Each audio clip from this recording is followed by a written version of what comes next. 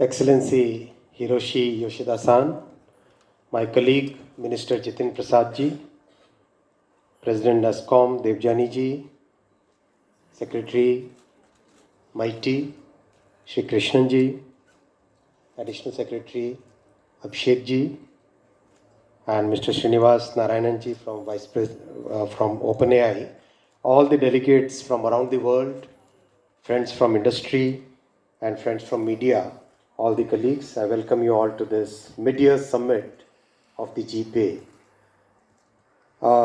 Last 1 year has been momentous in the journey of AI.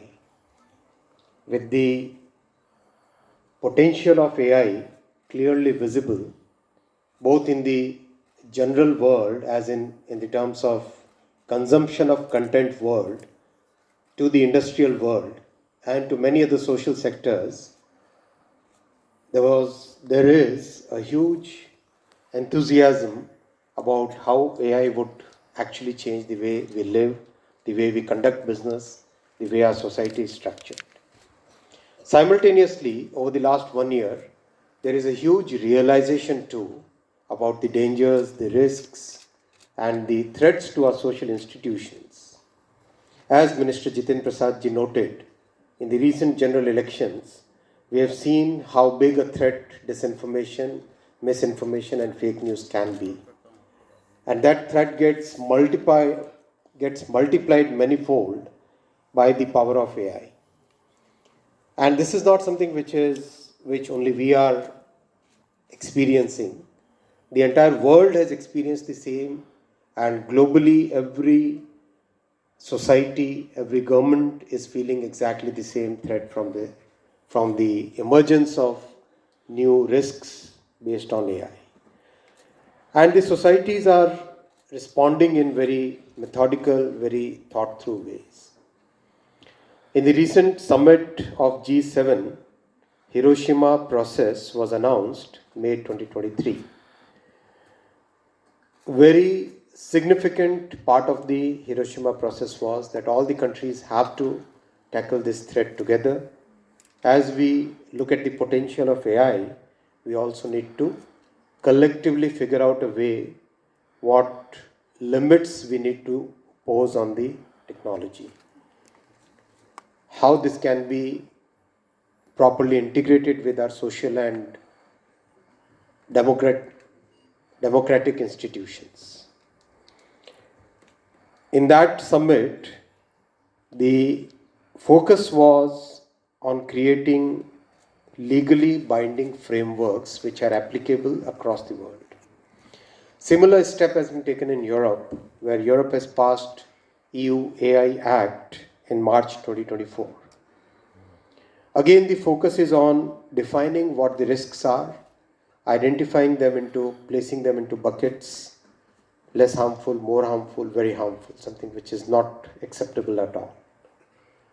And then working with the industry to make sure that those harms are contained. In the US, an executive order has been passed on AI on similar lines, where the thought process is once again on creating a safe, secure, and trustworthy environment where AI basically works in harmony with the social needs. The United Nations has also set up a high-level advisory board on AI. Last year, in November 2023, at Bletchley Park, a Bletchley Declaration was signed. I'm giving these examples because these examples are very relevant for all of us. Whether in India, whether in Europe, whether in Japan, whether in US, everywhere we are facing the same challenges, and the global south is today looking for a universal support, a universal thought process, at least some common basic principles on which the world has to respond to the potentials on the one hand and the challenges on the other hand.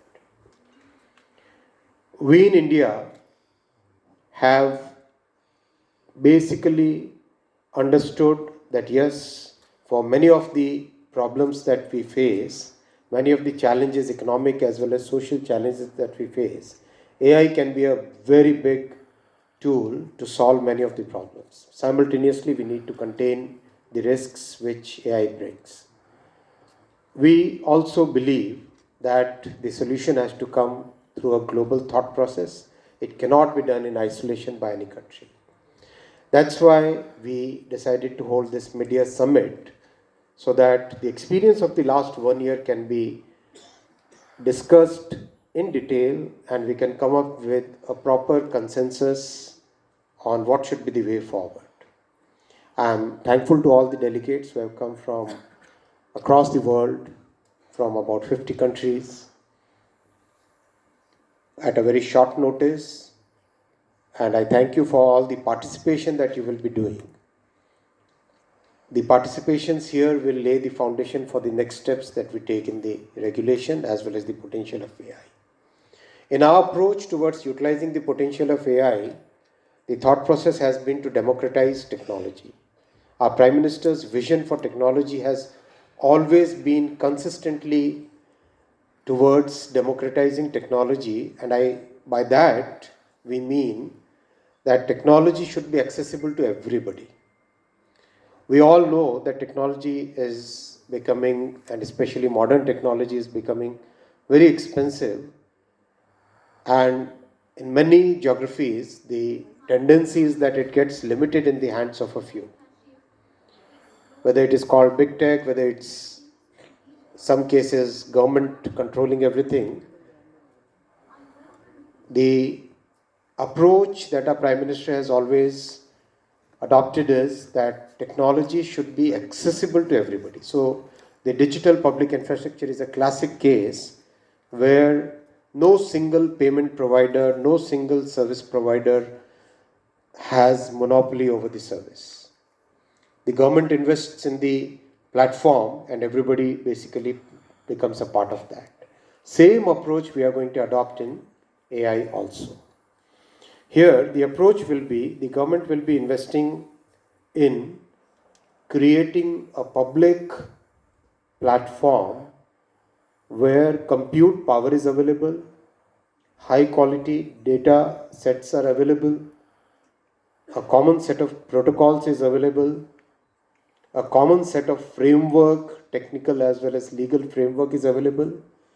Then the startups, the entrepreneurs, the academicians, the people who are working on different applications for a variety of sectors like agriculture, medicine, healthcare, education. People work on those solutions can then use this common platform for accelerating their efforts.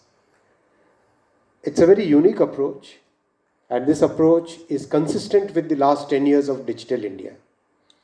This is very much in line with what we are doing in the healthcare sector, in logistics sector, in payment sector, in financial services sector.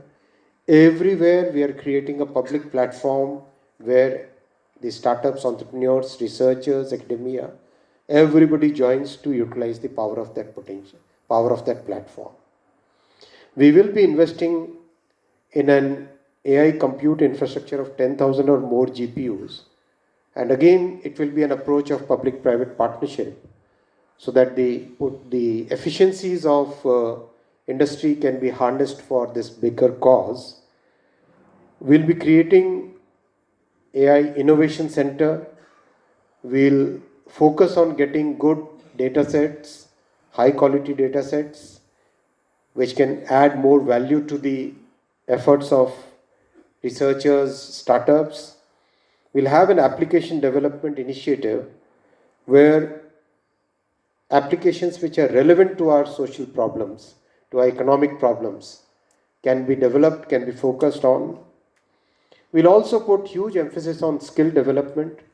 As you are aware, we have set up a course curriculum in about 104 universities for semiconductors. For 5G and 6G development, we have tied up with about 100 universities. We have tied up with universities for railway and logistics sector, very specialized courses, very focused courses, which basically help develop the depth which is required in today's world. Similar approach will be there in case of AI also. And once again, we'll be partnering with the industry, as in the case of railway, as in the case of telecom. We'll be partnering with the industry for defining what the course curriculum should be. We'll also focus on accelerating the deep tech and AI financing, because we know that venture capital will come at a point where the returns start being visible. The phase before that is most vulnerable. So, how do we support the deep tech startups during that vulnerable phase? Will be part of our mission.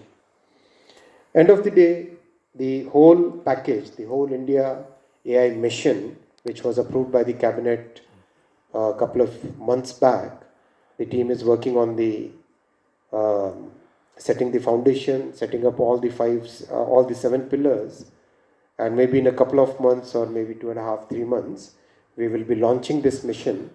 The approach will, as I said, will be of democratizing technology. Friends, the parliament is in session, and both me and Minister Prasad will have to be in the parliament. I thank you all for being present at short notice, early morning, and I hope the sessions will set the tone for AI regulation, for using the AI potential. And my special thanks to Minister Yoshida-san for the Tokyo GPA Center. As Minister Yoshida-san said, GPA is a great institution which has built the foundations for global thought process around AI. And with OECD, UN, EU, everybody working on it, it's time that we all combine our efforts. We all think collaboratively. We have the global south on board, and all of us work together to make sure that the humanity harnesses the potential while containing the risks. Thank you very much and wish you all the best.